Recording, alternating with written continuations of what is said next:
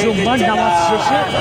বাংলাদেশের জাতীয় মসজিদ বাইতুল মোকাররম থেকে বিক্ষোভ মিছিল শুরু করেছে বাংলাদেশের একটি আলেম স্লোগানে কিন্তু মুখরিত করছে এবং তারা ইসলামী খেলাফত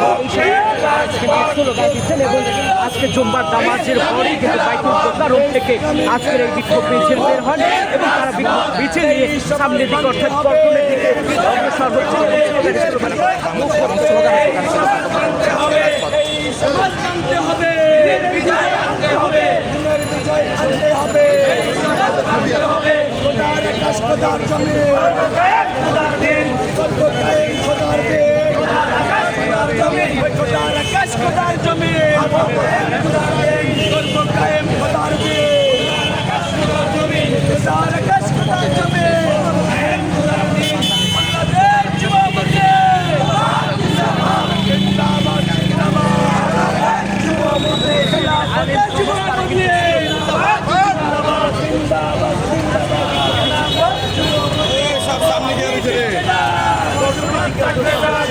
সমাজ চাকরি যা দিচ্ছে না